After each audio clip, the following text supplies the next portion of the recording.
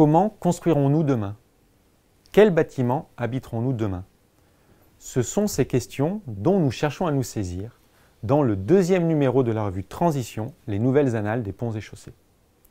Ce numéro rassemble les contributions de plus d'une trentaine d'experts, chercheurs, professionnels du secteur, enseignants, fonctionnaires de l'administration, qui partagent avec nous leur expérience, livrent leurs réflexions, expliquent les résultats de leurs recherches dans un seul but, contribuer à la transition du secteur des bâtiments et de la construction.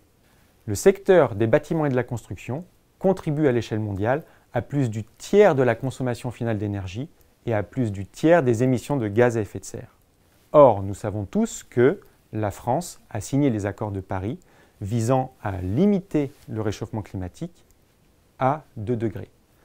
L'Union européenne, fin 2020, s'est même engagée à réduire ses émissions de gaz à effet de serre de 55% en 2030 par rapport à 1990 et de mettre fin à ses émissions nettes de gaz à effet de serre d'ici à 2050. Le défi est énorme.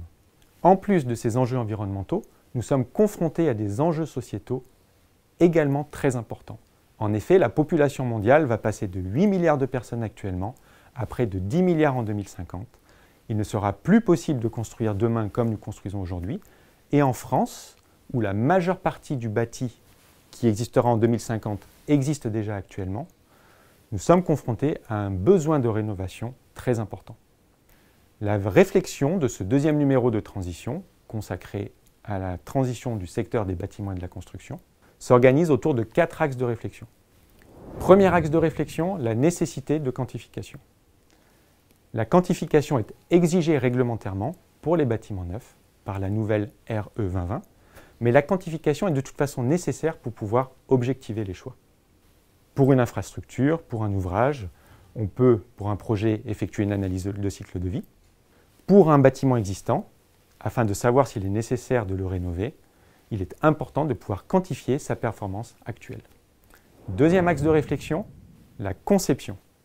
Une conception qui est toujours plus intégrée avec des outils tels que le BIM, une conception qui permet une optimisation toujours plus poussée, permettant par exemple de réduire la quantité de matière d'une infrastructure à service rendu égal. Le troisième axe de réflexion est consacré aux matériaux et procédés de construction. Nous nous intéressons au béton, mais également à d'autres matériaux plus traditionnels et de nouveau très utilisés, tels que les matériaux biosourcés comme le bois ou la construction en terre crue. En termes de procédés, nous nous intéressons notamment à la construction numérique qui permet d'automatiser la construction. Le dernier axe de réflexion est un axe plus systémique qui met en avant des grandes orientations du secteur. Nous parlons de réemploi, d'économie circulaire et de résilience. Ce deuxième numéro s'adresse à tout lecteur intéressé par le secteur des bâtiments et de la construction. Il vous invite à découvrir les enjeux auxquels le secteur est confronté et à vous interroger sur les pistes de réflexion que nous proposons pour le secteur des bâtiments et de la construction.